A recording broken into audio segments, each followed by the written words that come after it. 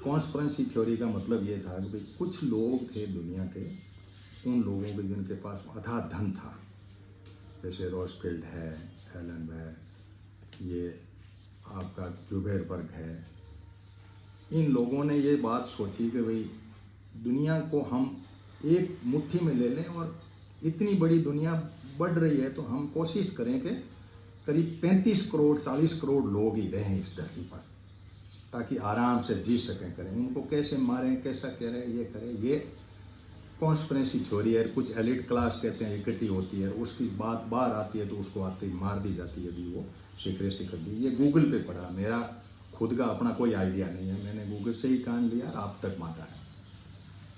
मैं इस ज्ञान के आगे एक मेरे पास में एक बात और आई, गूगल से ही आई, वो कि एक पीटर थिल का अभी आदमी आया नया इस दुनिया में। वो पहले भी था लेकिन उसकी कुछ यूनिट्स थी। वो ऐसे आया कि उस आदमी ने दुनिया के डेटा कलेक्ट किया सिलिकॉन वैली से, और हमारे पूरे डेटा तो पूरे के पूरे अमेरिका के क्लाउड पे पड़े हैं, राम है सारे उसके पास में। उसने डेटा कलेक्ट करके एलन मस्क के इसको भी कब्जे किया, और बाकी जो आपके रॉसफील्ड वगैरह हैं इनके ऊपर करके ट्रंप से इसने सेटिंग की। ट्रंप को भी ये बनाता है, दुनिया को ये बनाता है। ये एक न्यू वर्ल्ड ऑर्डर के मॉडल में ये पीटर नाम का आदमी, जो पीटर थिल के नाम से, आप गूगल पे जाओगे तो वो बात आपके मिलेगी कि ये भला क्या खड़ी हुई और वो क्यों खड़ी हुई। अब सवाल ये बनता है कि यार आदमी एक पृथ्वी का आदमी था, सिस्टम था, सारा कुछ था, एकदम कौन से ऐसी चीज नहीं पैदा कर ली आदमी ने जो पूरी मुट्ठी में कब्जे करने की बात आ गई। तो यहाँ बात आई वर्चुअल दुनिया की। दुनिया के दो भाग है, एक वर्चुअल दुनिया है, एक रियल दुनिया है। हम लोग यहाँ रियल दुनिया के लोग हैं। ज़्यादा डिस्कशन हम रियल दुनिया पे करेंगे। रियल दुनिया धरती है, उसका भाग आदमी भी है, उसका भाग खेती भी है, उसका भाग पर्यावरण भी है। ये सब बात हम यहाँ डिस्कशन करेंगे आज की मीटिंग में।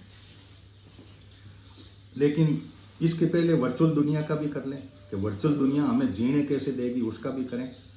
1 जनवरी 2025 से बीटा जनरेशन जनरेशन का इन्होंने पिछले 50 साल में alpha generation, Y generation, X generation, इस तरह से मेरा एक वीडियो भी है, उस पर काफ़ी लोगों ने, करीब 10-1 लाख लोगों ने देखा।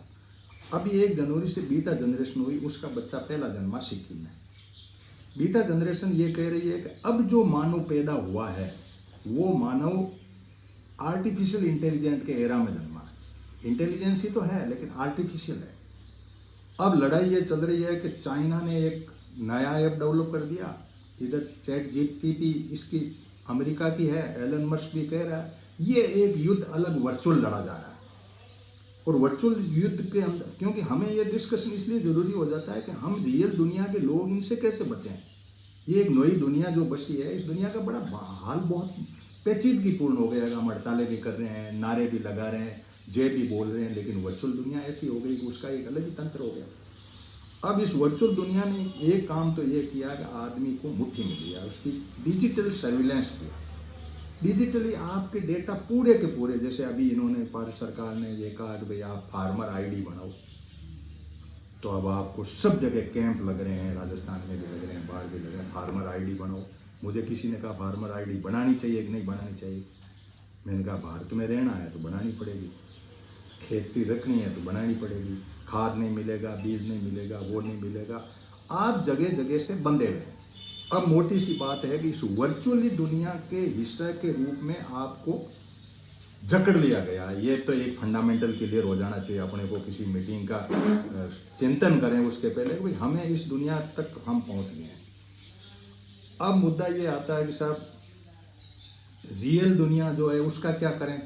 रियल दुनिया में 1970 के अंदर वैज्ञानिकों ने एक अर्थ ओवरशूट डे का, ये आप लिखो और इसको गूगल करके आराम से देखो, अर्थ ओवरशूट डे, यानी पृथ्वी का जो भी बायो कैपेसिटी है पृथ्वी के ऊपर, फल फूल मछली, ये कुछ खाने पीने की जो आदमी के लिए है सिर्फ, और किसी के लिए नहीं, आदमी के खाने के लिए वैज्ञानिकों ने ये नापा कि इस पृथ्वी पर कितना माल है जो आदमी खा सके। 9 खरब की जनसंख्या हो रही है, 8 से बाहर निकल चुकी है। तो माल है कि नहीं है, पूरा ये नाप तोल तो करो। इन्होंने पूरी पृथ्वी का एरिया लिया, उसके पेड़ पौधे फल फूल मछलियाँ वगैरह सब कुछ नापा। नापने के बाद में इन्होंने कहा कि इस मानव सभ्यता को 1.7 टाइम पृथ्वी चाहिए। जितने हम लोग हैं उनको 2.25 पृथ्वी की लगभग जरूरत है। अब 2.25 पृथ्वी नहीं है तो फिर क्या करें साहब, ये रियल दुनिया वाले लोग हैं तो भोजन तो करना है ना हमें। बायो कैपेसिटी पृथ्वी की नाप ली इन्होंने, और नापने के बाद में इन्होंने ये नापा कि आज की तारीख में 2025 में अर्थ और शूट डे जो है वो 24 जुलाई हो चुका है। यानी 24 जुलाई को इस पृथ्वी पर जो माल पैदा हुआ वो आदमी खत्म कर रहा है। अब 24 जुलाई के बाद में आप लोग जिंदा हो ना, तो अपनी रिस्क पर जिंदा हो। 24 जुलाई के बाद में 2025 की जो 24 जुलाई है, उसके बाद में इस पृथ्वी पर जो भी आदमी है वो अपनी रिस्क पर जिंदा है। अब आपको ऐसे कैसे जिंदा है? 24 जुलाई सन कौन सा है? 2025 आपको ईयर वाइज मिलेगा कौन से सन में। 1970 में 31 दिसंबर से लेकर के 1 जनवरी के बीच में ये साल भर का डेटा नापते हैं। उसके अंदर ये बात आई कि भाई आप अब 24 इस साल 24 जुलाई को इस पृथ्वी पर जो कुछ भी पैदा हुआ वो मनुष्य खाते खत्म कर देगा। अब एक बड़ा सवाल बनता है रियल दुनिया के सामने, हम जिंदा कैसे रहेंगे? हमें तो कुछ तो करना पड़ेगा। पेड़ पौधे खाएंगे, पत्ते खाएंगे, कौन सा बायो कैपेसिटी के अंदर पत्तों को नहीं माना गया, बाकी तो फल तो माने गए, सारी चीज मानी गई। ये वैज्ञानिकों के आंकड़े हैं और गूगल पे पड़े हैं। मेरे ज्ञान की ज्यादा इसमें कोई जरूरत नहीं है, ज्ञान का आगे डिस्कशन होगा। अब अर्थ ओवरशूट डे को ले तो इन सरकारों को ये सोचना चाहिए कि जब आदमी के खाने पीने की चीजें ही नहीं है, भारत एक ऐसा देश है जहां है, ये सबसे बड़ी बात है। 70% एल्यूबल सॉइल है भारत की, ठीक ठाक खाने को अपने को मिल जाता है। हमारे 7,500 किलोमीटर की समुद्री तट है जहाँ हमें मछली मिल जाती है। यहाँ हमें गाय बछड़े खाने के लिए जो कुछ भी हो, भले कोई कुछ भी कहे, लेकिन सभी खाते हैं कुछ अपने अपने हिसाब से। नागालैंड के लोग कुत्ते खा लेते हैं। बीबीसी की एक रिपोर्ट थी जिसको मैंने यूं ही वीडियो बना दिया, जिसपे बड़ी गालियां पड़ी मेरे को। 12 राज्य ऐसे हैं जहाँ पे आप फिट फॉर स्लॉटर के नाम से गाय को काट के खा सकते हो। बाकी बहुत कम राज्य हैं जहाँ ये गाय माता वाला पद चल रहा है। इसका मतलब है कि बायो कैपेसिटी का 24 तारीख के बाद में हो सकता है आदमी ये सोचे कि यार क्या खाएं, पशुओं को खाएं, आदमी को खाएं, आदमी को खाने की भी व्यवस्था हो सकती है। और कतर जैसा देश है जिसका फरवरी में ही हो रहा है, यानी ये अभी फरवरी चल रही है, कतर का माल खत्म समाप्त। अलग अलग देशों का नापा गया है, उनका एरिया है, कौन व्यक्ति है, कितने आदमी है, वहाँ क्या चीज़ पैदा होती है, ये लोग बाहर से ले लेते हैं क्यों, उनके पास तेल। अब झगड़ा ये है कि आपके पास में जो रिसोर्स है, तेल है, खनिज है, दूसरे हैं, पृथ्वी है, ये है, और आप रियल दुनिया की एक वर्चुअल दुनिया चल रही है आपके साइड में। उस वर्चुअल दुनिया के अंदर आप कब्जे में आ रहे हो ताकि वो नेता आपको सुन सके या कॉरपोरेट के लोग आपको हिला डुला सके या आपको कर सके कि मेरे कंट्रोल में रहो, मेरे पीछे चलो। सोशल मीडिया प्लेटफॉर्म पे जैसे मैं लाइव होकर बातें कर रहा हूँ, मेरा वीडियो भी बन रहा है, बात सब जगह जाएगी और लोग भी मेरे को सुनेंगे, करेंगे।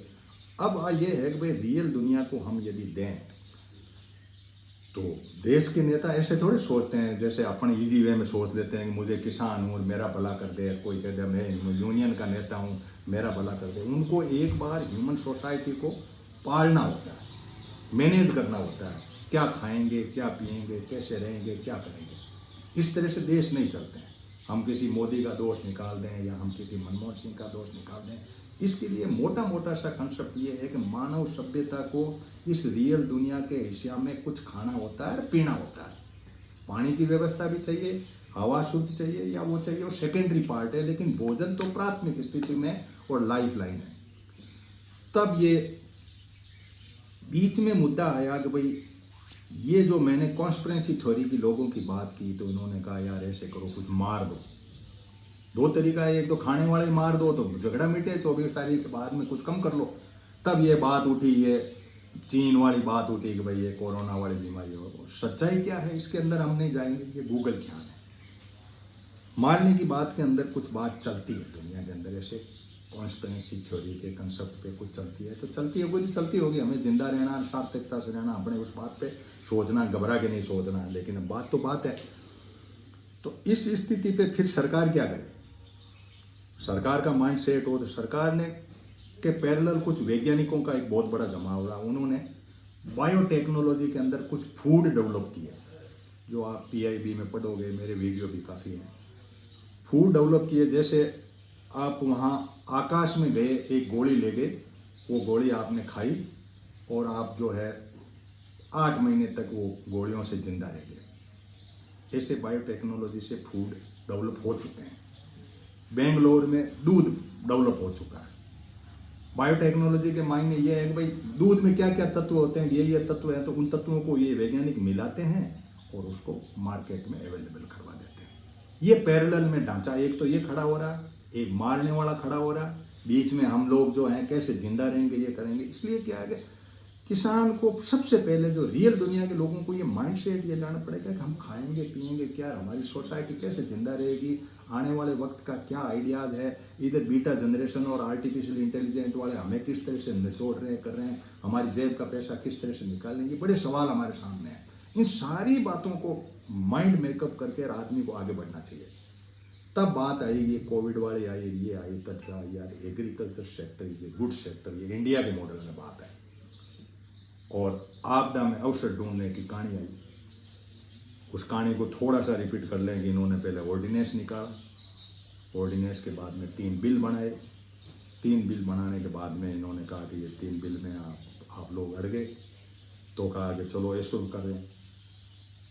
तब दिमाग एक और चला, वो दिमाग अभी तक लोगों ने उसको भापा नहीं है, लोग बड़े खुश हो रहे हैं, लेकिन उस दिमाग को मैं लाऊंगा। सवाल ये बनता है हमारे सामने कि किसी भी चीज को आप कंट्रोल तो हो गए डिजिटली, आपकी चोटी सरकार के हाथ में है, लेकिन आप मान नहीं रहे हो, जिद्दी हो, कोई कानून बनाए उसमें अड़ंगा अड़ा रहे हो, यूनियन कर रहे हो, कोई भूख हड़ताल पे बैठ रहा है, क्या करें? तब एक सोफिस्टिकेटेड मॉडल ढूंढा गया, जो दुनिया में बहुत पहले 1895 में ढूंढ लिया गया, जिसका नाम कोऑपरेटिव दिया गया, सहकारिता नाम दिया गया। दुनिया के लोगों ने कहा देखो, दुनिया जो है ऐसे ताबे नहीं आती है, इनको सहकारी भाव में डाल दो। सहकारी में डाल करके, जैसे आप 5-50 लोग जो भी हैं, तो इनको कहा भाई आप ऐसा करो, एक सहकारी समिति बनाओ, इसके कानून बनाओ, इसके रूल्स बनाओ। तो ICA के नाम से, इंटरनेशनल कोऑपरेटिव एलायंस के नाम से एक बॉडी बनी पूरी। आज से 1895 का 130 साल करीब हो गए, जिसकी पिछले साल मीटिंग हुई थी आपने भारत में। करीब 140 देश इकट्ठे हुए कोऑपरेटिव के, और ये मॉडल 2015 में आ चुका था। तो पहले इन्होंने 3 कानून बनाए थे, वो बनाए थे कंपनी कानून के तहत। जो भारत का कंपनी कानून है, पीयूष गोयल इसलिए बीच बीच में बार बार आता था और अपनी मीटिंगें करता था, और कृषि मंत्री उसका सेकंड पार्ट था, क्योंकि कृषि एक तरह का व्यापार कंसेप्ट था WTO के मॉडल पर। हम उस बात को समझ नहीं रहे, हम कृषि मंत्री से डांग कर रहे थे। बात थी वो पीयूष गोयल के उसकी। आज भी यही पोजीशन है।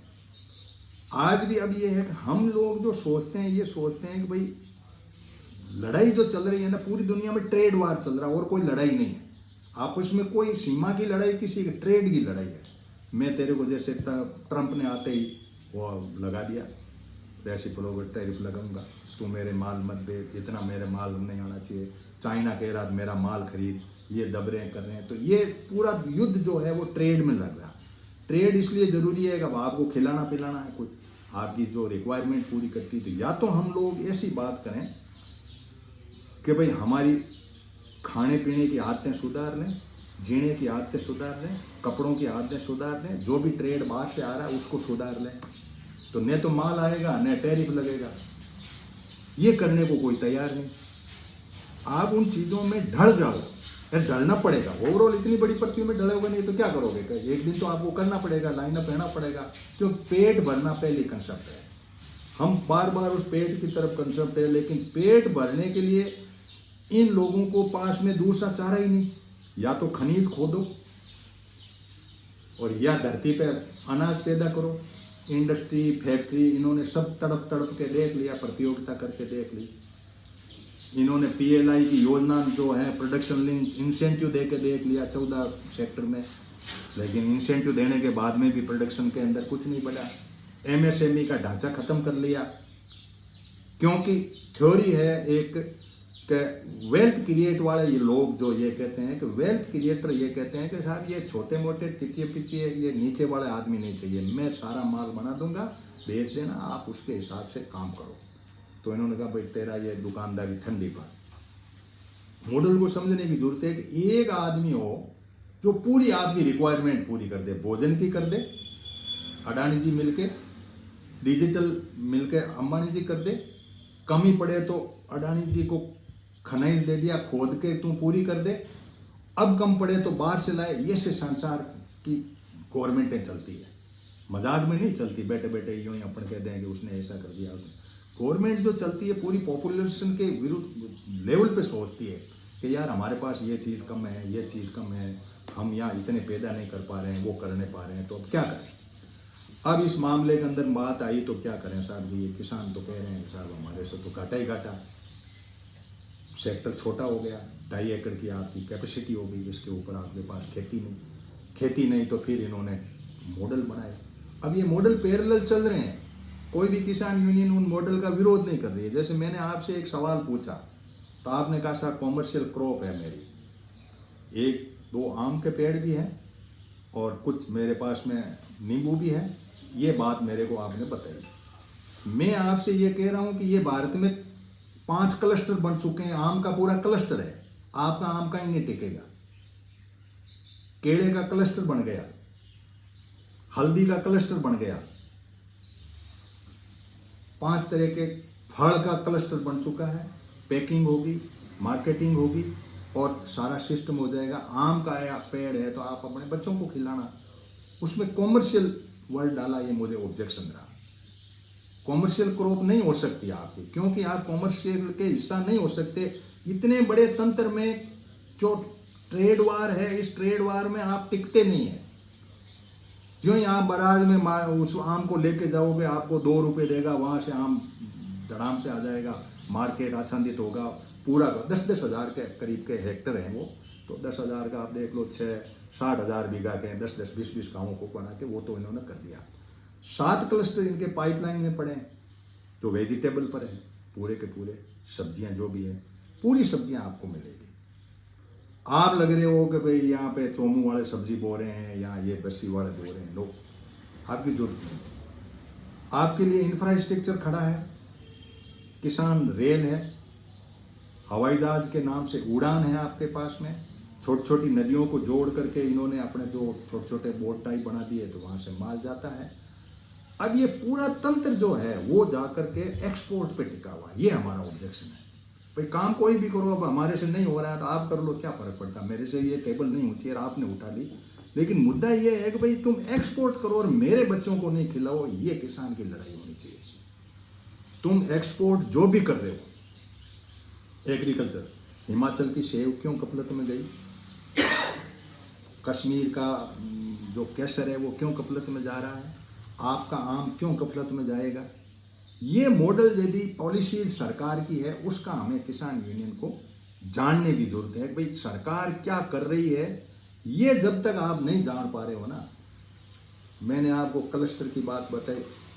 अब इन्होंने एक मॉडल लॉन्च किया था, वो गुजरात से हुआ था, वो था दूध का। पूरे हिंदुस्तान का दूध, अमूल का माइंडसेट है कि कोऑपरेटिव के मार्फत हम उस दूध को कलेक्ट करें, थैलियों में पैक करें, मार्केटिंग करें और आप लोगों को दे दें।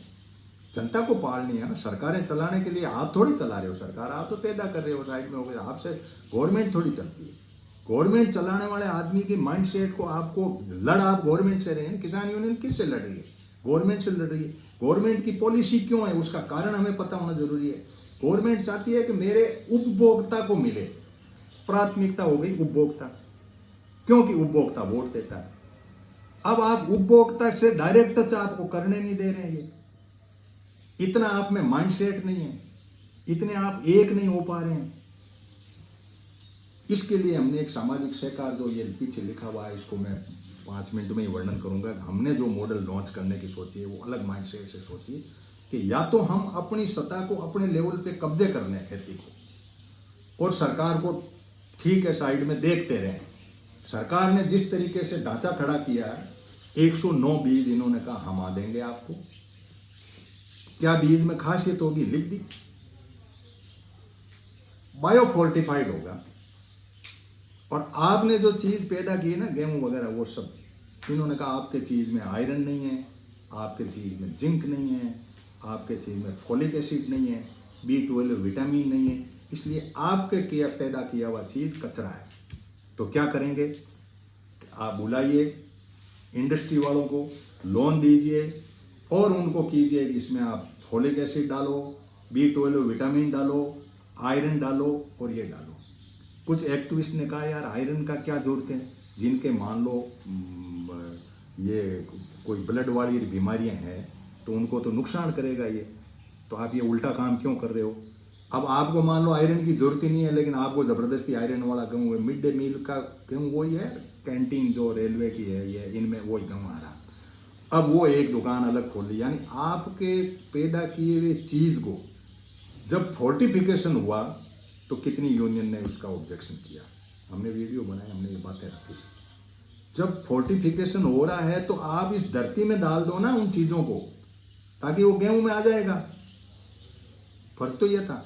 अब आप कह रहे हो हमने क्या साहब बायो फोर्टिफाइड बीज दे दिए, बायो फोर्टिफाइड के 109 बीज हमने पैदा कर दिए हैं, वो बीज आपको भारत नाम से मिलेंगे, आप किसान आईडी बना लो, फार्मर आईडी, और वो चीज जो है वो आपको मिल जाएगी। अब स्थिति ये बनती है, ये कुछ डिस्कनेक्ट हो जाता है, बीच में नेट चला जाता है, इसलिए अब मुद्दे की बात ये बनती है कि भाई आपका माल पैदा किया हुआ फोर्टिफिकेशन करके रिजेक्ट कर दिया, आपके माल के लिए मार्केट की जो फंडा है वो मैं बाद में आपके पास आता हूँ। आपने जो चीज पैदा की उसके क्लस्टर बना दिए, 50 क्लस्टर हैं इनके पास में, कुल जितनी भी एग्रीकल्चर प्रोड्यूस है उनको 50 क्लस्टर में बांट दिए, 5 का इन्होंने अलॉटमेंट कर दिया, 7 पाइपलाइन में है, वो फाइनली है, आपको सब्जियां वगैरह उसमें मिलेगी, बाकी चीजें भी जो भी एग्रीकल्चर प्रोड्यूस है। कि ये बहुत बड़ा धंधा है, एग्रीकल्चर का धंधा, रियल दुनिया का धंधा, चाहे ये चैट जीपीटी आवे, चाहे कुछ भी आ जाए, लेकिन इसके बिना दुनिया चल नहीं सकती, ये सबको पता है। ये कॉन्स्पिरेंसी करने वाले लोग हैं ना कि हम इनका धन ले लेंगे, कर लेंगे, ऊपर जो भी है, जैसे मैंने पीटर थियल का नाम दिया, जुगरबर्ग का नाम दिया, ये जो बैठे हैं कहाँ दुनिया को हम मिट्टी में ले लेंगे, रोजफेल्ड जैसे लोग हैं वो लगे हुए हैं, मान लो वो सिर्फ फाइनेंशियल कंसेप्ट पे हैं, डिजिटल करेंसी ले लेंगे, इनका डॉलर से चला लेंगे, वो है, लेकिन रोटी बहुत बड़ी चीज है। अब रोटी को नहीं तो किसान पकड़ पा रहे हैं पूरी, सरकार ने तो पकड़ ली, सरकार ने कहा मुझे तो मेरे उपभोक्ता को पालना, मुझे रोटी देनी है, तुम तरीके से रो तो ठीक है, वरना मैं तो ऑस्ट्रेलिया से गेहूं लाऊंगा, कनाडा से लाऊंगा, सबको दे दूंगा, और ये भी है आपके तेल ले आया, आपको बोने ही नहीं दिया तेल, उनको पाम ऑयल लाना था, पाम ऑयल ला करके तेल आपको दे दिया। अब किसान को ये फंडामेंटल क्लियर होनी चाहिए कि भाई हम करें क्या यार, बड़ा आएगा गरीब का, सरकार को भी है कि भाई मेरे तो आदमी पालने, भाई किसान ही थोड़ी पालने, मुझे तो उपभोक्ता पालने, किसान तो इतने से हैं, 14 करोड़ है, जिसको 8-9 करोड़ मान लो आप, 140 करोड़ की पॉपुलेशन है, मुझे तो उनको सबको देना, और तुम्हारे से काम हो नहीं रहा है, तुम ये काम ही सही नहीं कर रहे हो, और करके क्या करें। अब इनके क्या फंसी, इनके ये फंसी कि बाहर के देशों ने ये कहा कि मुझे तुम्हारा कचरा नहीं चाहिए, भारत का तुम क्लस्टर बनाओ चाहे कुछ भी बनाओ, मुझे कचरा नहीं चाहिए, तो क्या करो, ऑर्गेनिक खेती करो।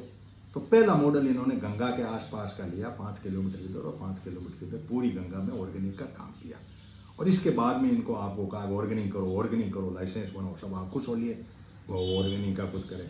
इधर किसानों ने कहा ऑर्गेनिक करवाते हो तो उपज कम होती है 30%, तो हमें उसका कोई सब्सिडी वैसे दे दो, क्यों, अपने तो सिर्फ मांगने की आदत है ना, और तो आदत अपनी है नहीं, फंडामेंटली अपने क्लियर नहीं है कि गवर्नमेंट की बीमारी क्या है। गवर्नमेंट चाहती है कि ऑर्गेनिक पदार्थ किसान पैदा करे, नहीं करे तो फिर हम करेंगे, हम पैदा करेंगे और एक्सपोर्ट करेंगे। अब एक्सपोर्ट की लड़ाई को हम कैसे दे लें, मेरे बच्चे को रोटी मिले या नहीं मिले, लेकिन अमेरिका के मिले, कतर के लोगों को मिले, यहाँ पे जो भी है, जहाँ कुछ जगह होता ही नहीं। ये मैंने अर्थ ओवरशूट डे की जो बात की, 24 जुलाई को 2025 को पूरे धरती पर जो चीज पैदा हुई है मानव के लिए वो खत्म है, तो बैलेंस ही तो करनी है, इधर वाला माल उधर जाएगा, इधर वाला इधर जाएगा, सब जगह से इधर से उधर जाएगा।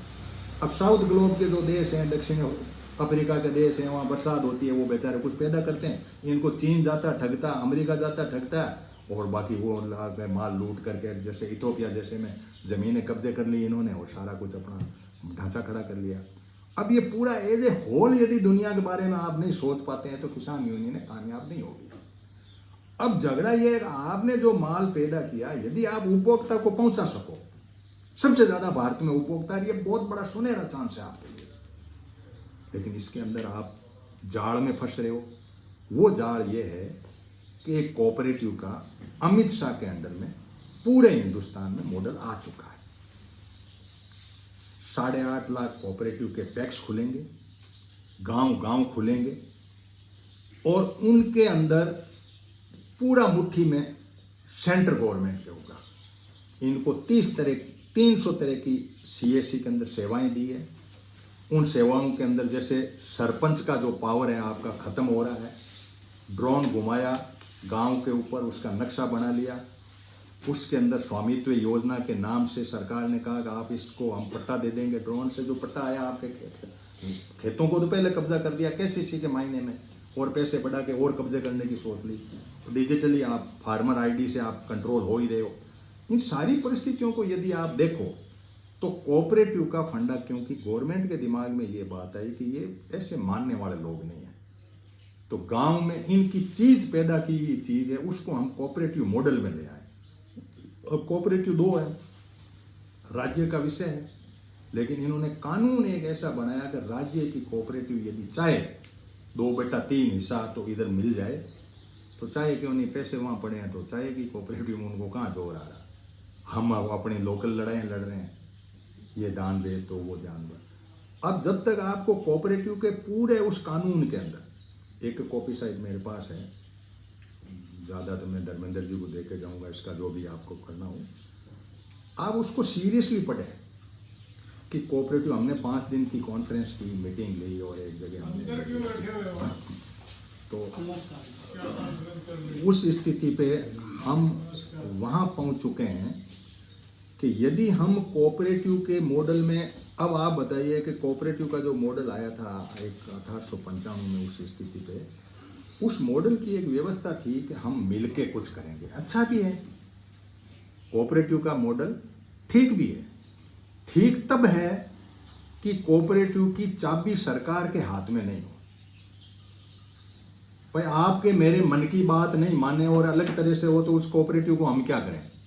तो जो कानून बना है उसका हमारा विरोध है।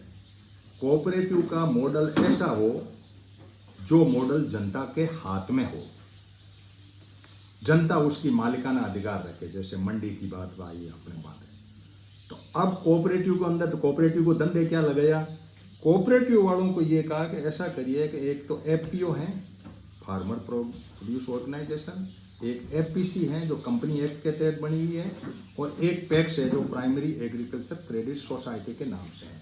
3 तरह के ढांचे हैं। उसमें पैक्स को अमित शाह ने कहा कि ये मेरे हैं, आप एफपीओ को कहा कि तुम इसके साथ हो जाओ, और सारा माल हिंदुस्तान का जो भी किसान पैदा करे उन सबको आप यहाँ इकट्ठा करो। इकट्ठा करने के बाद में हम इसको एक्सपोर्ट की लाइन में करेंगे, उसकी वैल्यू एडिशन भी करेंगे। उसकी एक कॉपी मेरे पास में है, शायद मैं उसकी फोटोकॉपी दे दूंगा या भेज दूंगा।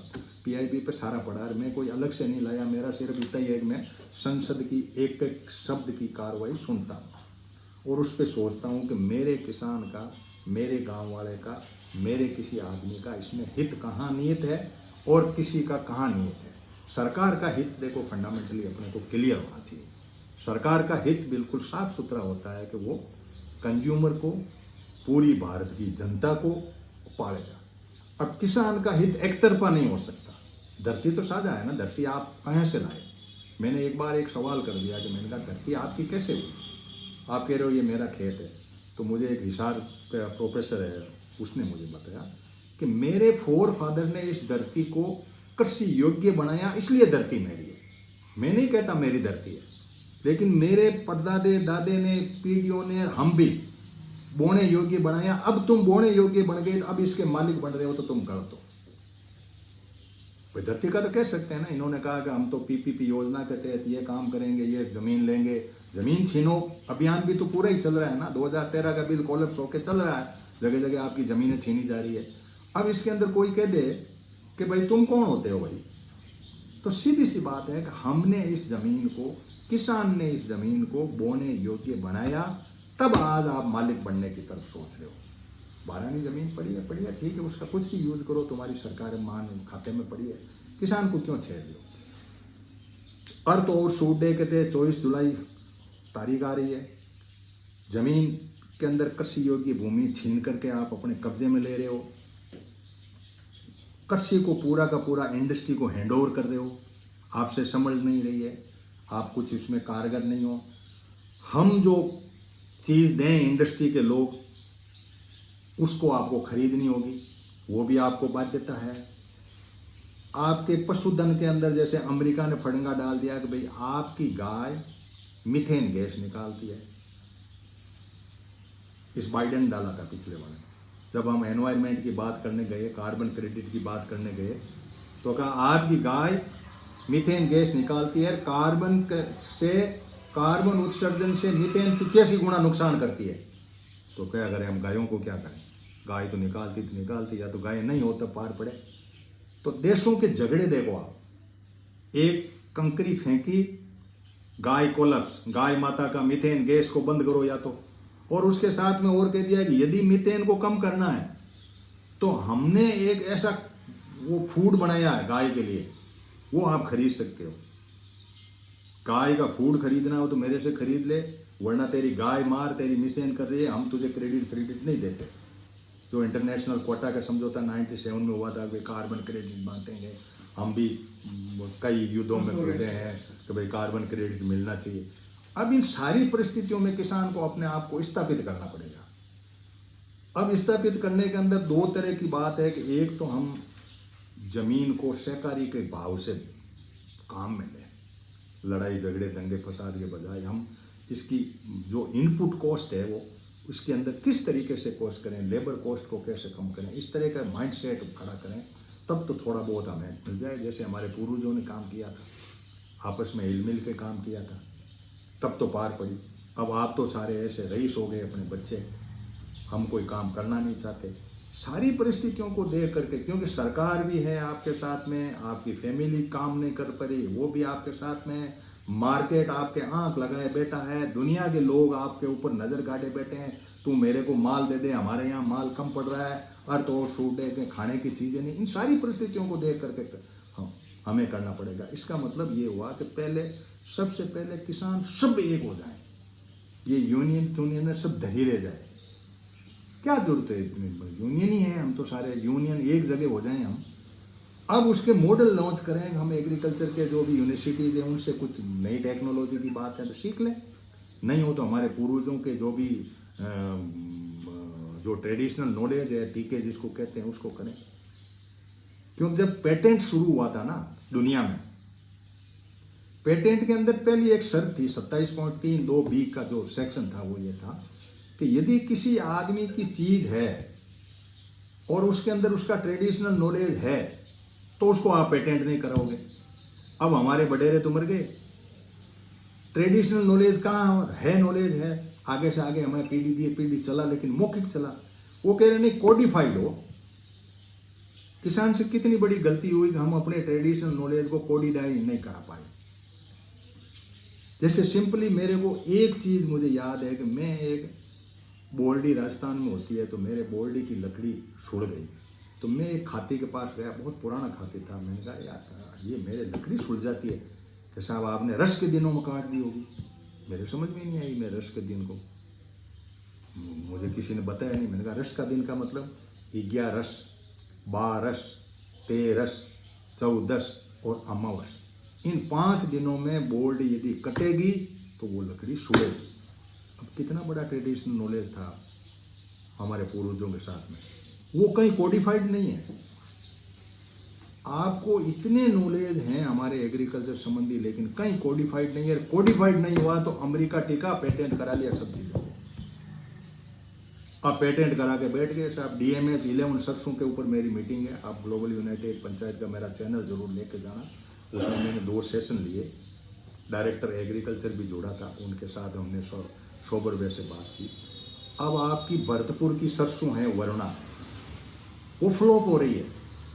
ये कह रहे हैं DMH 11 की जो भी जेनेटिक मॉडिफाइड सरसों है जो नुकसान करती है, वैज्ञानिक कहते हैं सारा है, सुप्रीम कोर्ट तक लड़ लिया, लेकिन अब की बार सरसों आपके DMH 11 आएगी, जिसको निकाला है हमारे एक पेंटल साहब हैं जो दिल्ली यूनिवर्सिटी के, रिकॉर्ड हो रहा, लेकिन मैं खुला कहता हूँ, वो काफ़ी उनके वो इसमें जेल में भी रहे थे, वो कहती रहती वो मैडम जो है वो युद्ध करती रहती है एग्रीकल्चर संबंधी, उसके भी वीडियो आए हुए हैं। अब उसने पेटेंट करा लिया, सरकार उसकी है, सरसों पेटेंट हो गई, आपको सरसों अगली साल सरसों आपको DMH 11 मिलेगी। और जब वैज्ञानिकों ने कहा यार ये 2.7 किलो दे रहा है तेल और ये भी दे रहा है, तो क्यों इसको डाल रहे हो बीच में?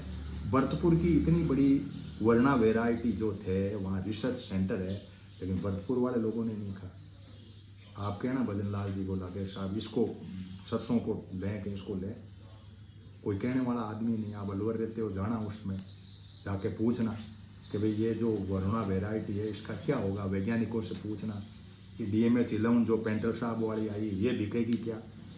जब आपको फार्मर ID मिल जाएगी तो वरुणा नहीं मिलेगी, वहाँ उनकी मिलेगी जेनेटिक मॉडिफाइड जो कपास की है वही होगी। इसका मतलब बीज आपको दोबारा लेना पड़ेगा सरसों का, जो बीज अपन काम ले रहे हैं वो खत्म कर दिया।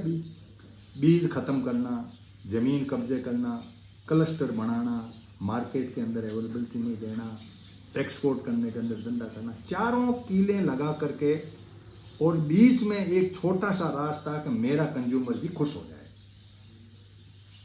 अब कैसे किसान इसमें क्या करे?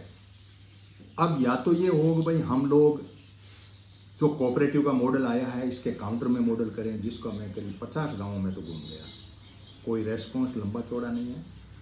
हमने ये कहा कि यार ऐसा करो कि हम सामाजिक सहकार का एक मॉडल, इसको 5 मिनट में मैं आपको कर देता हूँ, फिर लंबी बात भी नहीं, आप लोगों से बात लेंगे। कि हमने ये कहा कि अपन ऐसा करते हैं कि गांव के अंदर इकोसिस्टम है एक, बाजरी वालों को बाजरी खानी चाहिए, गेहूं वालों को गेहूं खानी चाहिए। ये जो खान पान है ना, इसको आप ऐसे मत करो, जो हम पैदा कर रहे हैं उसी को करें, हमारे बड़ेरे जो कर रहे थे वही करो। तो इसके लिए हमने दिल्ली में भी मेरा एक लेक्चर था, उसमें गांधी स्थान पे हमने ये कहा कि एक सामाजिक सहकार का मॉडल बना लेते हैं। अमित शाह के मॉडल के काउंटर में हम अपना एक सामाजिक सहकार का मॉडल खड़ा करेंगे।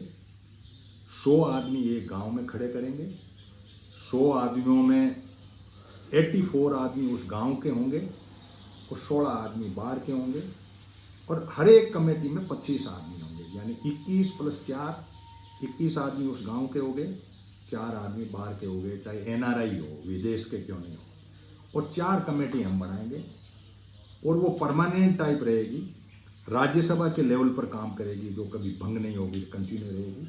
5वीं कमेटी हमारी ग्राम पंचायत होगी, सरपंच होगी। इनको राजनीति का शौक है, क्योंकि हम इनडायरेक्ट टैक्स देते हैं सरकार को, तो 16वें वित्त आयोग से ये सरपंच साहब को कहेंगे तुम भी ला भाई इसमें। बाकी हम गांव आत्मनिर्भर बनने की कवायद है इन 4 कमेटियों के मार्फत। अब ये 4 कमेटियां क्या है, इसका थोड़ा सा मैं कर दूं। पहली कमेटी है हमारी इकोनॉमिक काउंसिल, जिसमें यूथ जुड़े, 21 आदमी गांव के जुड़े, और गांव के जो भी रिसोर्स हैं पूरे उनकी सर्वे कर ले। जैसे अर्थ और सूट देते हैं किया ना कि इतना पैदा होता मूंग, इतना ये चीज़ पैदा होती, इतना चीज़ ने GST भरनी, ने ट्रांसपोर्टेशन करना, सबकी डिमांड ले ली, टेक्नोलॉजी के तहत अपने डिटेल ले ली, और गांव का माल गांव में बांट दिया। कोई मंडी की जरूरत नहीं, बनाते रहें ये कानून, करते रहें अपनी दादागिरी, कुछ भी करते रहें, हम अपने गांव के लोगों को गांव में माल बांट दें। शुद्ध आहार और सद्विचार की थ्योरी भी हमने दी कि आप या तो 10% एरिया ऑर्गेनिक का कर लो अपने घर पे, या इंडिविजुअली 2-4 आदमियों को सेलेक्ट कर दो कि तुम, जैसे सरकार भी तो आपको लाइसेंस देती है, तो गांव वाले देते हैं लाइसेंस कि आप ऐसा करो ऑर्गेनिक कर लेना, आप सरदार साहब ऑर्गेनिक कर लेना, हम बारे बाद बेचने वाला कर देंगे, बिकने वाला होगा तो गांव के लोगों के लिए ऑर्गेनिक चीज हम पैदा कर लेंगे। बैठ के मीटिंग ही तो करनी है, कर ली, और हमने ऑर्गेनिक चीज पैदा शुरू कर दी, बांट ली, मंडी में गए ही नहीं, ने रहा बांस ने बजी बांसुरी, झगड़ा ही मिट गया हमारा। क्यों जाए मंडी में टैक्स दें, वो करें, लाइन में लगे, टोकन कटाएं, कोई टोकन की जरूरत नहीं है। आपके जो भी आपके पास में है आप दे दीजिए। अब यह है कि भाई किसी के अंदर सरप्लस है, तो उसका क्या आप गांव वाले कानून नहीं बना सकते? एक सरप्लस हम किसको देंगे, कहाँ बेचेंगे? हमारे भाइयों को बांट ले पहले, शहर में रह रहे हैं, या हमारे से जो कंज्यूमर जुड़े उनको अटैच कर दे, घोषणा कर दे कि आ जाओ मेरे पास माल एक्स्ट्रा पड़ा है, तुम मंडियों में चक्कर मत काटो, मैं उनसे सस्ता दूंगा। क्या मॉडल नहीं हो सकता? यदि ये इकोनॉमिक काउंसिल हो जाता है तो गांव का वो रिसोर्स गांव के अंदर आ जाता है। एक हमारी काउंसिल है सोशल।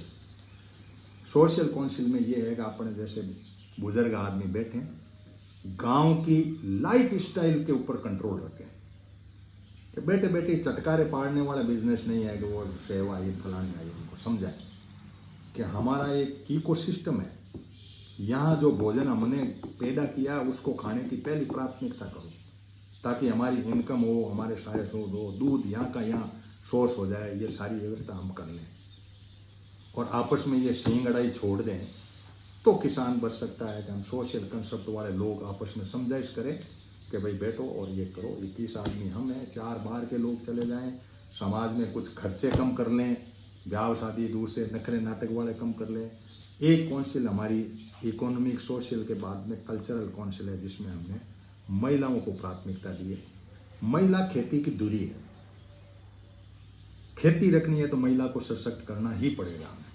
तो महिलाओं को खेत के जो भी हैं इनपुट्स उनकी बात करें, नाच गाने हमारे जो भी सिस्टम है उनकी भी बात करें, हंसता खेलता गांव पैदा करें, उसके अंदर बात करें। तो हम इकोनॉमिक काउंसिल अपना काम करें, सोशल कंसेप्ट अपना काम करें, कल्चरल वाले अपना काम करें। एक हमने कोऑर्डिनेशन काउंसिल दी थी। कोऑर्डिनेशन काउंसिल में मैं अक्सर कहता भी रहता हूँ, लोग सुनते हैं, भाषण में भी कई बार ये बात भी आती है, लेकिन मैं ये कह सकता हूँ जो गांव में कुबड़ी टाइप के लोग हैं, जिनको इंग्लिश में सोबर कहें तो एनर्जेटिक टाइप के या एक्टिविस्ट टाइप के लोग हैं, इनमें क्या है कि लड़ाई वो आराम से मिटा सकते हैं। गांव की लड़ाई वही पैदा करते हैं, एक के साथ जुटते हैं, वो दूसरा उसके साथ जुटता है, पॉलिटिकल रिवेंजफुल होता है। तो फतवे जारी हो जाए कि गांव का न्याय गांव में होगा, न्यायालयों की कहानियां मिट जाएं। हमारे बुजुर्ग बड़े आनंद से जिए थे, और वो रास्ता पकड़ लें यदि किसान पुराने समय का, तो शायद है इन सरकारों की नखेलों से, डिजिटल सर्वेलेंस से ये सारी कुछ बातें खत्म हो सकती है।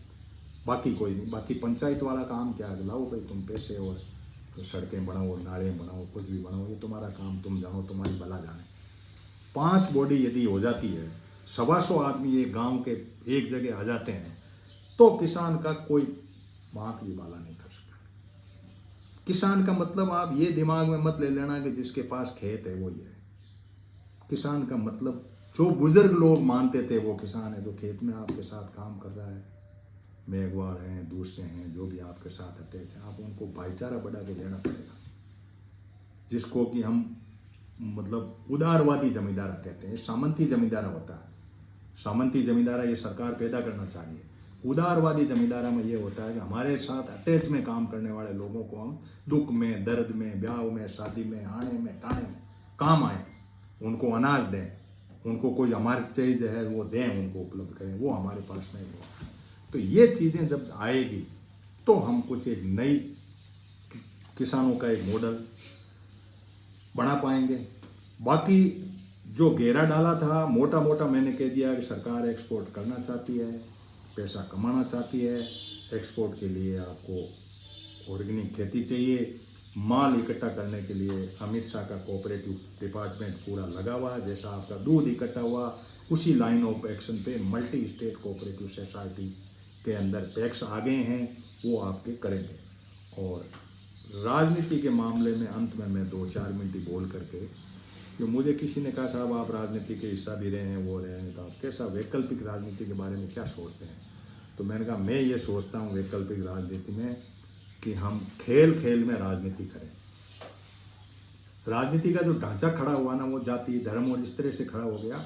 हम गांव के आधारित शुरू करें पहले, और गाँव में खेलों को इंट्रोड्यूस करें, हमारे बुजुर्गों के नाम से ट्रॉफियाँ बनाएं और लोगों को दौड़ाएं, भगाएं, जंप दिलाएं, हाई जंप दिलाएं। खेलते खेलते एक खिलाड़ी यदि जुड़ता है ना आपका, तो उसके 5 परिवार जुड़ते हैं, नाना, मासी, बाबा, ताऊ जैसे।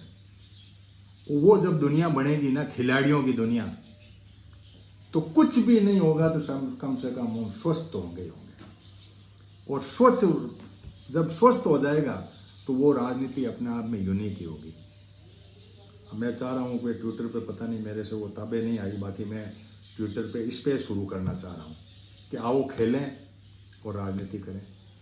ये राजनीति, आप खेल में चले जाओ, खेल में कोई राजनीति नहीं है धर्म की, कोई जाति की राजनीति नहीं। वहाँ एक टारगेट है और उसको लेना है, तो ये एक नई दुनिया बना सकते हो। आपने कभी सोचा आरएसएस ने ये डंडे घुमाने क्यों शुरू किए? ये मॉडल था। हम उस फालतू के मॉडल को हम टच नहीं करते, हम वो मॉडल टच करें जिससे हमारी छाती चौड़ी हो, हम हष्ट पुष्ट हो जाएं, हमारी ब्रीड पूरी अपने आप में कुछ अलग दिखे, माइंड के अंदर कीड़ा डालने वाला बिजनेस नहीं करें। विसल ली, दौड़ कराई, 100 मीटर, 500 मीटर, 300 मीटर, 800 मीटर, जो सरकार में ओलंपिक में होती वो करा ली। लगता कुछ भी नहीं है। गांव वाले आपको बहुत कुछ इनाम फिनाम सब दे देंगे, वो अपने बुजुर्गों के नाम से टॉफियां भी दे देंगे, इसलिए कोई ऐसा लफड़ा नहीं है। और यदि ये एक नई व्यवस्था, एक तो ये मॉडल गांव में पैदा हो जाए, एक ये व्यवस्था पैदा हो जाए, और साथ भी जुड़े तो जोड़ लेंगे। शहर को हमें कोई दुश्मनी नहीं है, लेकिन हमारे कुछ भाई अनावश्यक ही वहाँ चले गए तो उनको कहें भाई थोड़ा गांव की तरफ भी नजर दो, सप्ते में एक दिन तो आओ यार, हमारी व्यवस्था को सोचो समझो। तो ये कुछ बातें ऐसी है कि हमें किसान को बचाने के लिए सरकार के जो मॉडल है उनको गहराई से अंदर से ले आना पड़ेगा। सब तरह से आपको जकड़ दिया गया है। अब आप उसके अंदर कुछ बचना चाहते हो तो सबसे बड़ा जकड़ने का जो मॉडल है वो मल्टी स्टेट कोऑपरेटिव सोसाइटी का है। ये अभी आया नहीं है, स्थापित हो रहा है। गांव गांव में ये दुकानदारियां खुल रही है, उसके अंदर सारे काम उनको, गैस का काम भी उनको, दूर से काम भी उनको, सारे काम वही करेंगे। अब सरपंच साहब के पास पट्टा था, वो भी वो छीन रहे हैं। अच्छा, ये काम जो करवा रहे हैं ना सरपंच वाला, ये काम ये भी हो सकता है कि उनको पैक्स को दे दे, भाई 16 आयोग है तो यहाँ तुम करो और ये फोटो लगाओ। मैं संसद सुनता हूँ तो संसद में मुझे हल्ला पूरा हुआ बंगाल वालों का। तो निचोड़ क्या निकला, इन्होंने कहा हमने तुम्हें पैसे भेजे तो तुमने भ्रष्टाचार कर लिया। उन पूछा क्या कर लिया भ्रष्टाचार? क्या उसमें सीएजी की ऑडिट है, उसमें ऑडिट है, ऑडिट में क्या पैरा है कि उस पूरी योजना पे मोदी जी की फोटो नहीं। बताओ आप, पैसे मेरे जीएसटी में गए, क्यों तुम पंगा पाड़ा जीएसटी का? पैसे दिल्ली चले गए। अब जब पैसे दिल्ली चले गए तो चुपचाप सहकारी भाव में एक नई सहकारी समितियां खड़ी कर लो तो आप जिंदा हो। ये मेरी गारंटी है। 70-72 साल मैंने धक्के खाए, मैं बहुत पंगा पाड़ आदमी हूँ, जाता रहता हूँ, आता रहता हूँ, लोगों से डिस्कस करता हूँ। यदि आप जीना चाहते हो तो आप अपने आप में एक हो जाओ, सहकारी तुम्हारे अंदर भाव आ जाए और सामाजिकता का एक जीवन जी लो। जी सकते हो आप, जज्बा भी है आप में जीने का। गांव में, गांव इतने बिखरे नहीं हैं, क्योंकि अब इनके पास में एकमात्र कब्जा करने का यही रास्ता बचा है कि गांव कब्जे नहीं हो रहे हैं। शाखाएं नहीं लग रही है पूरी, वो नहीं लग रही है। पैक्स में शाखाओं पर बजट आ सकता है, वहां भी लग सकती है। मेरे अच्छे दोस्त हैं आरएसएस वाले, मैं बड़ी खुल के बात करता हूँ। मैंने कहा यार रोग ही पाड़ा तो ढंग का पाड़, मानव सभ्यता के पाड़, बिना मतलब ये गोचे गेडी क्या, इस डंडे से क्या किसी का सिर फोड़ दोगे क्या? अब तो पिस्तौलें चलती, लेकिन कोई जवाब नहीं है उनके पास। माइंड सेट को किसी भी तरीके से उनको इकट्ठा करना, माइंड सेट ये है कि कोई ऐसी चिंगारी चलगा दो उसके अंदर वो लोग आ जाएं, इकट्ठे हो जाए। तो उसके लिए मैंने कहा खेल कर लेते हैं, अपने वाले टूर्नामेंट कर लो, गाँव के कर लो, उसमें से 5 बच्चे 5 बच्चियाँ छान लो, डिस्ट्रिक्ट लेवल पे उनकी कोचिंग शुरू कर लो। हमारे बच्चे ठीक ठाक काम करने लग जाएंगे, हष्ट पुष्ट होंगे तो और कुछ भी नहीं होगा। तो स्वास्थ्य में तो कोई झगड़ा ही नहीं है भाई, राज मिले या नहीं मिले, स्वस्थ तो रह लो, मस्त तो रह लो, तो ये तो कर ही सकते हो। लेकिन ये नहीं होगा तो मेरा अपना, मैं 10 साल से चुनाव लड़ने के बाद में राजनीति के पॉइंट पे आया तो मुझे लगा कि मुझे क्या करना चाहिए। उन गलियारों में मुझे जाने का मौका मिला जो राजनीति की गलियारें हैं, दिल्ली और मोदी 2014 में मैं एंटर हुआ, इनके के साथ उठा बैठा, तब मुझे लगा कि ये मामला तेरे बस का नहीं। तेरा माइंड सेट अलग, इनका माइंड सेट अलग, भोले पड़े हम चले गए, डिस्ट्रिक्ट लेवल की पोस्ट छोड़ के चले गए। लेकिन मुझे यूँ लगा कि यार काम बिना किए तो आदमी चल नहीं सकता, इसलिए करना चाहिए। मेरी मीटिंगें ऐसी भी रही है जिसमें एक व्यक्ति है, जैसे सरदार जी की तरह सामने बैठा था, उसको मैंने उपस्थित सभासदों कह करके कह दिया। कुछ सुन रहे हैं या काफ़ी लोग लिख रहे हैं, कर रहे हैं, मैं आराम से सुनूंगा, बहुत अच्छे विचार हैं, कुछ न कुछ बड़े लंबे चौड़े कमेंट भी लिखे हैं, आंदोलन होना चाहिए कोई। अब ये जैसे लिख रहे हैं, इनका हर एक का मैं जवाब नहीं देता, लेकिन आंदोलन की टेक्नोलॉजी बदल चुकी है। आप इस सोशल मीडिया प्लेटफॉर्म पर अपने आप को संगठित करके माइंडसेट को बना करके लड़ना शुरू कर दो,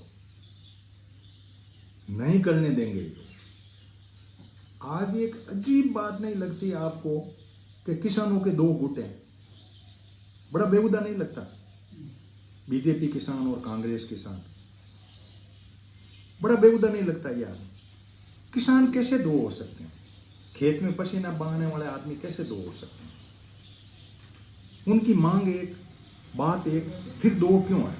इतना जहर फैला दिया बिना माइंड के, लोगों को इतना वो कर दिया कि मैं कुछ समझ ही नहीं पाया। आज राजस्थान में CR चौधरी किसान आयोग के अध्यक्ष, उनको ये झंडा दिया, और मैं कहता हूं मेरे सामने चैलेंज से हम बात करने को तैयार हैं, किसान यूनियन के लोग और हम लोग मिलके बात करें कि तुम्हारी पॉलिसीज को हमें एक बार डिस्प्ले कर दो बोर्ड पर, ये किया, ये किया, ये किया, ये किया। सबके ऊपर किसान का लिफाफा है, 109 बीज देंगे, खाद देंगे, फलाना देंगे, नाम तो किसान का ही है ना उसमें, ये चीज देंगे। उसमें सिर्फ हम इतना माइंडसेट लगाएंगे कि इस लिफाफे के अंदर जो रुपए है या योजना है या वो है, उसका धन यदि इंडस्ट्री के पास जा रहा है, तो यार किसान का क्यों नाम ले रहे हो आप? किसान का नाम मत लो।